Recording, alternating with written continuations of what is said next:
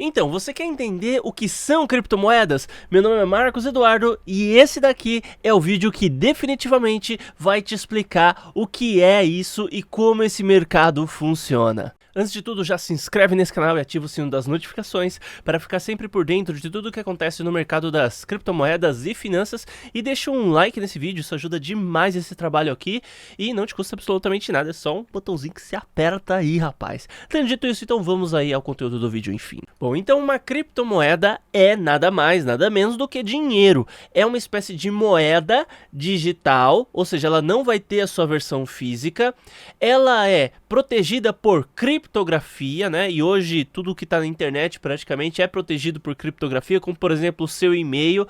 Então as informações estão codificadas ali de uma forma que um hacker não consiga, ou pelo menos não deveria conseguir acessar uma informação de forma indevida. Então é uma espécie de proteção que existe. E essas moedas, elas têm uma outra característica que é algo assim fundamental, que é a descentralização. Isso significa que não existe um banco, um governo, uma entidade, uma empresa, enfim, que controle as criptomoedas. Então é até interessante a gente ressaltar isso. Toda criptomoeda é uma moeda digital, mas nem toda moeda digital diretamente é uma criptomoeda, porque às vezes é uma moeda protegida por criptografia, mas ela não é descentralizada. Às vezes é uma empresa que emite. Existem aí as chamadas CBDCs, que são as moedas digitais fornecidas por bancos centrais, por governos. Então essas daí, embora pareçam com criptomoedas, elas não são, porque elas perderam a sua principal essência, que é ser descentralizado. Um outro ponto interessante relacionado ao mercado das criptomoedas é a questão do P2P ou peer-to-peer, ou seja, você consegue transferir criptomoedas de uma pessoa para outra sem que haja necessidade de um intermediário. Por exemplo, hoje se você vai transferir reais para uma outra pessoa, você até certo ponto está vinculado a bancos. Já quando você utiliza criptomoedas, você está vinculado apenas à rede da própria criptomoeda em questão que você está utilizando. Bem, e o acesso às criptomoedas é feito através das chamadas carteiras ou wallets, né? Só que esse nome, embora seja muito utilizado e muito empregado no mercado, talvez não seja o melhor nome possível, porque quando eu falo de uma carteira, né, a impressão é que eu tenho é que eu vou pegar um dinheiro e vou pôr aqui dentro e eu tô na posse dessa carteira aqui. De fato, você tem as chaves privadas, ela tecnicamente está sob sua posse porque só você tem o acesso, porém, ainda assim, a carteira ela é algo mais como para um acesso do que de fato algo que armazena lá dentro, porque todas as criptomoedas estão nas suas respectivas blockchains, né? Então com isso a gente acaba tendo um nome aí que às vezes pode ser um pouco tendencioso, né? E além de armazenar em carteira, existe a possibilidade de você armazenar através de um terceiro. Esse terceiro, normalmente, existem alguns tipos aí de empresas que oferecem vários serviços, enfim, mas normalmente esse terceiro que se usa é uma exchange ou corretora de criptomoedas. Existem várias corretoras aí no Brasil e no mundo. A maior do mundo que opera aqui também no Brasil é a Binance. Inclusive, se você não tem conta lá, é uma boa você entrar porque é a que tem o maior volume, tem as melhores oportunidades.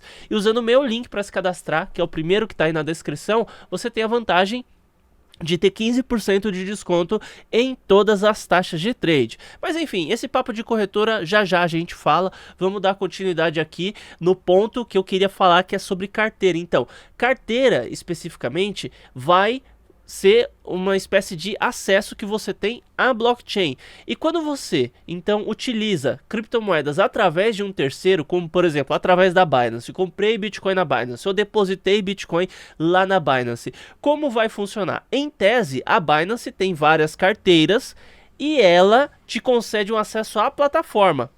E quando você quer fazer alguma movimentação, você dá a ordem de compra, de venda, de saque, por exemplo, e a Binance então executa isso para você. Então nesse caso você está terceirizando o processo de utilização das criptomoedas. A primeira grande criptomoeda é o Bitcoin. Eu digo a primeira grande porque ainda houve uma moeda que pode ser considerada como criptomoeda que veio antes do Bitcoin, que é a Karma. Só que como o Bitcoin ele foi a que ganhou maior fama, foi a criptomoeda que mais cresceu, então tecnicamente ele virou a referência do mercado.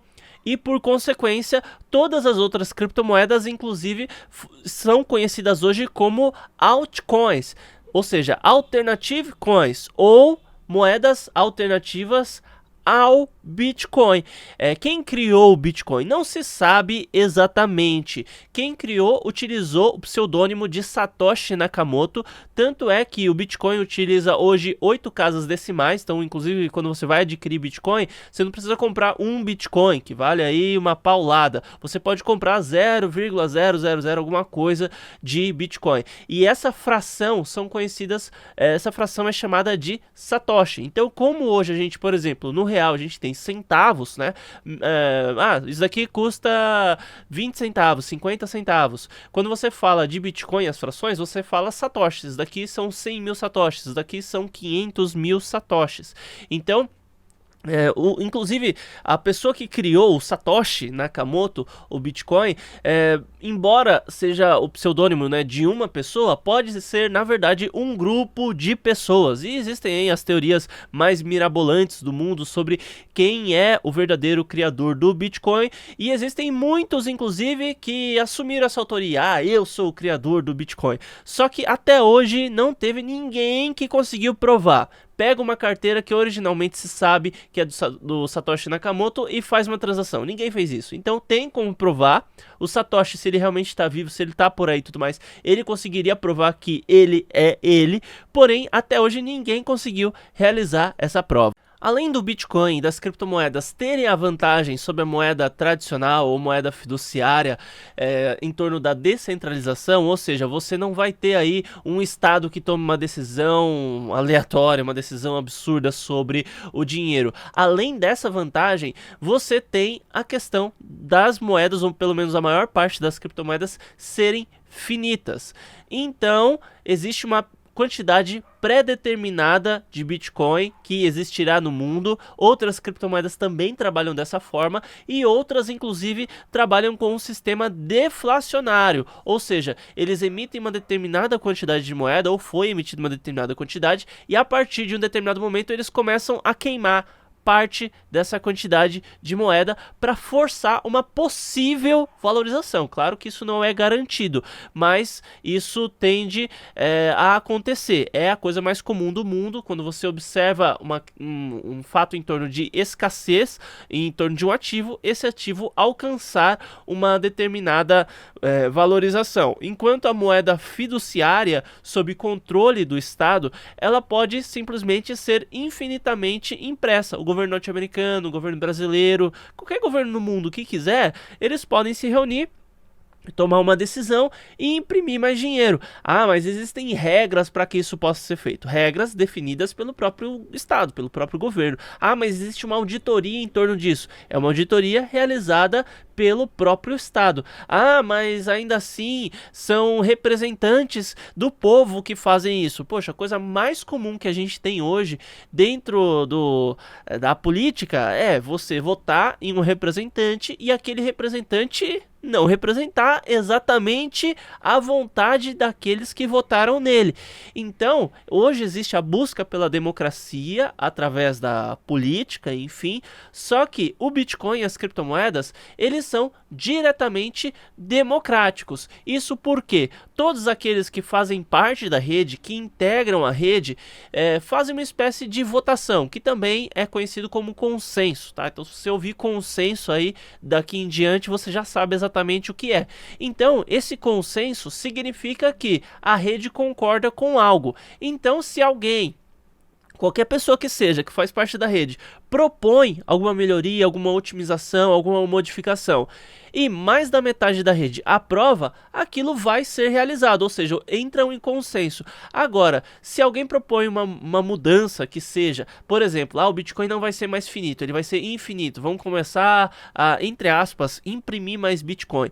Tecnicamente, isso não será possível se a rede não entrar em consenso. Inclusive, as transações também acontecem mais ou menos dessa maneira. Quando uma pessoa vai fazer uma transferência, eu vou explicar de uma maneira bem simples para ser bem fácil mesmo de entender, tá? É como se aquela transação, a autorização dela passasse pelo computador de várias pessoas que fazem parte da rede e todo mundo vai olhar aquele computador e falar aquela transação e falar: olha, realmente aqui está acontecendo uma transação de Bitcoin da carteira X para a carteira Y. Está correto? Aprovado. Vai para a próxima pessoa da rede e passa para uma determinada quantidade de computadores aí que vão resolver cálculos matemáticos e em troca disso eles ganham dinheiro. Então toda vez que você vai transferir Bitcoin, existe uma taxa que é cobrada e com base nessa taxa, a pessoa que realiza esse ato, a entidade, enfim, que realiza esse ato de verificação ali,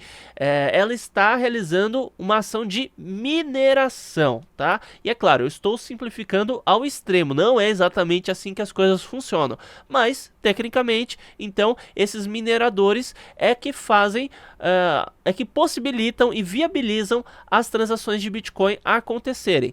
Outra coisa que os mineradores fazem também é minerar os bitcoins que ainda não existem, que ainda não foram, entre aspas, criados. Eles ficam lá resolvendo cálculos matemáticos e gerando novos blocos até alcançar a quantidade máxima de Bitcoin chamada, que é um total de 21 milhões de unidades. Claro que aqui eu estou falando especificamente do Bitcoin. Então o Bitcoin ele trabalha com esse sistema de mineração, que é o Proof of Work, ou a prova de trabalho.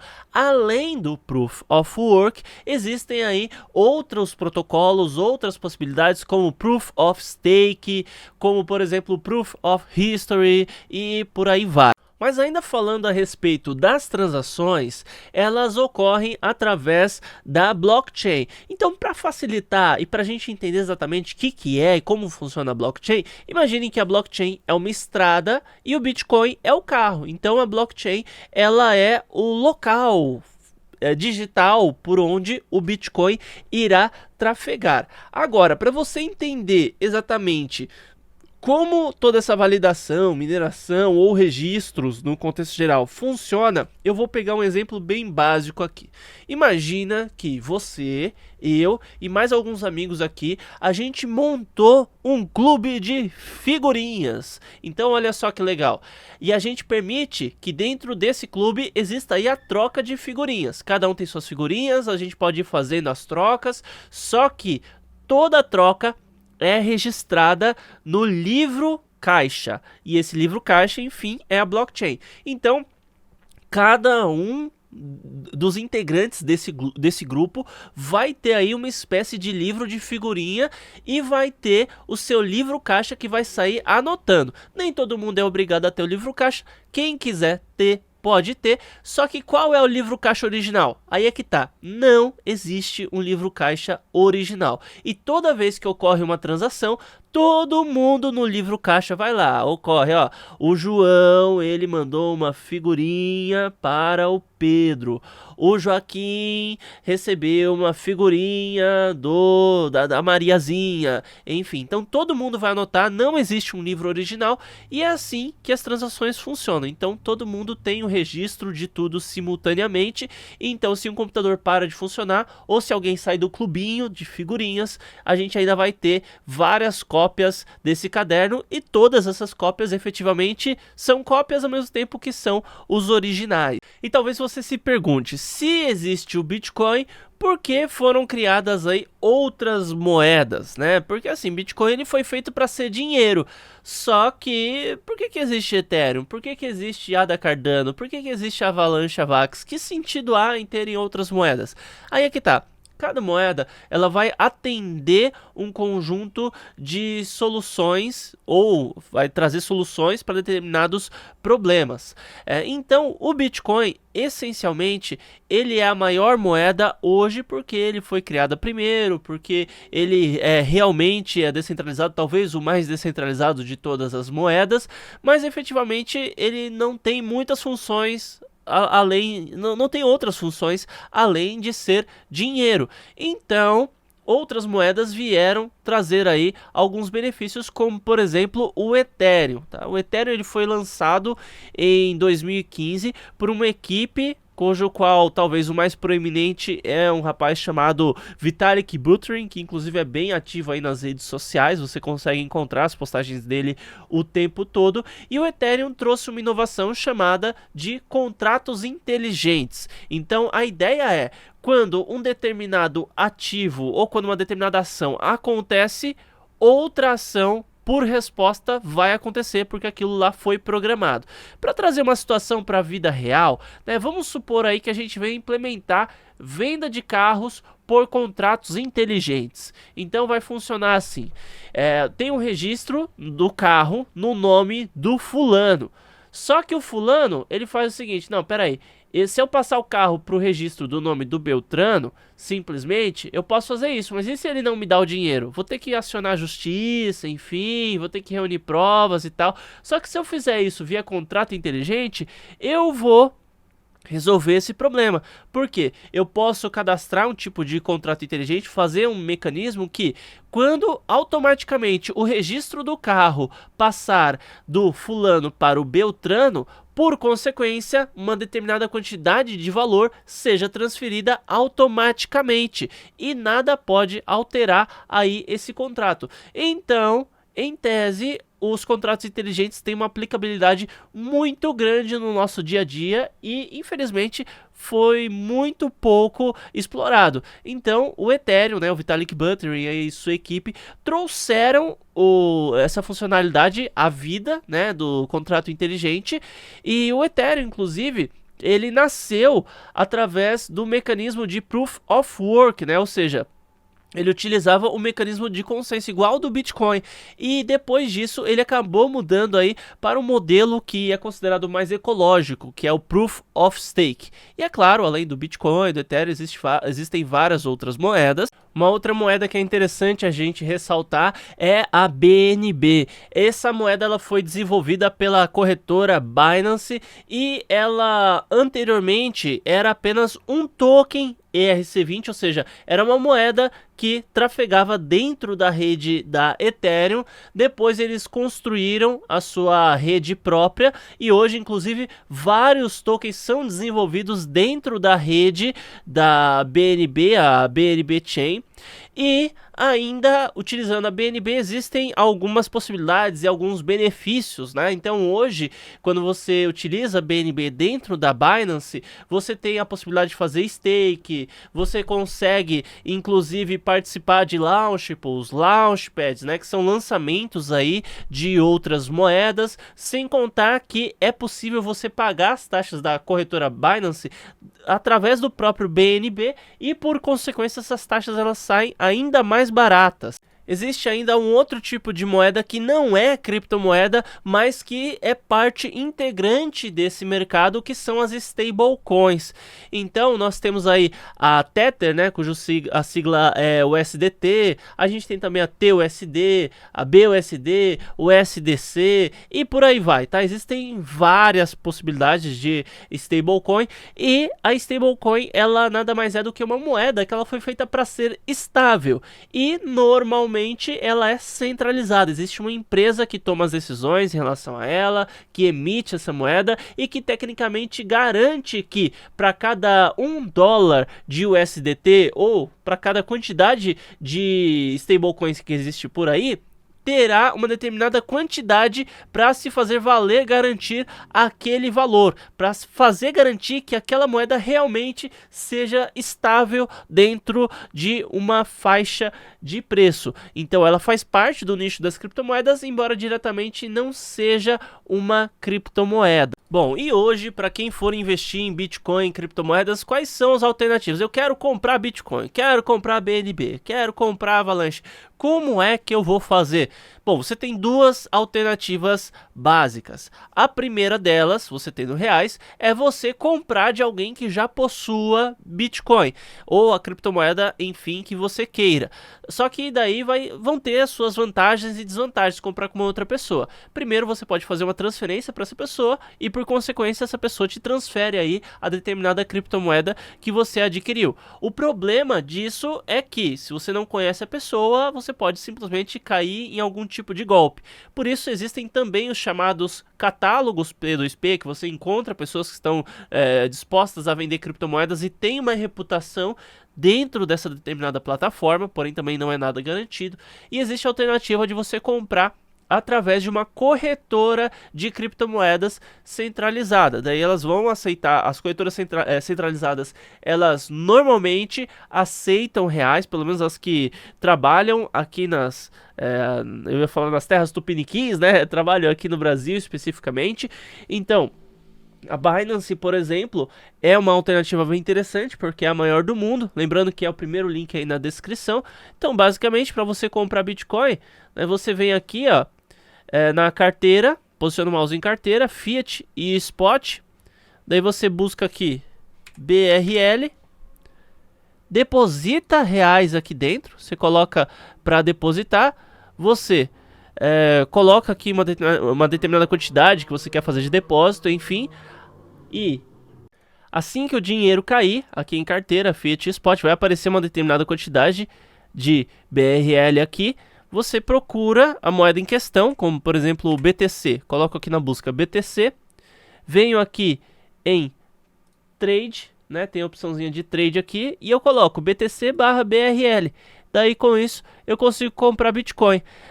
Uma das formas mais simples de você comprar é através aqui do Market Order, tá? Ou ordem a mercado. Daí você coloca a quantidade de reais que você quer comprar de Bitcoin. Ó, põe aqui 10 reais, por exemplo, ou mais ou menos, enfim, você clica em comprar Bitcoin e automaticamente você, vindo aqui novamente em Fiat e Spot, você vai ver que você terá então um saldo em Bitcoin, né? Desse saldo vai aparecer aqui para você. Quando você quiser vender o Bitcoin, também é o mesmo caminho, só vem aqui em Trade, você seleciona BTC/BRL e automaticamente você já cai aqui nessa parte. Vamos de novo em Market Order e a gente pode vender a quantidade de Bitcoin, né? Eu coloco aqui inclusive para selecionar uma porcentagem de Bitcoin que eu vou vender, baseado no que eu tenho, tá? Lembrando que as ordens mínimas são de 10 reais. E daí qualquer moeda que você precisar, de novo você pode vir na parte de carteira, Fiat e Spot, seleciona, eu quero comprar agora BNB, né? Mesma coisa, você vem aqui, Trade, vai lá, ordem a mercado e você começa a fazer aí as suas compras e vendas, tá certo? Então, pessoal, é isso. Muito obrigado por ter assistido. Espero que o material tenha sido útil e até mais.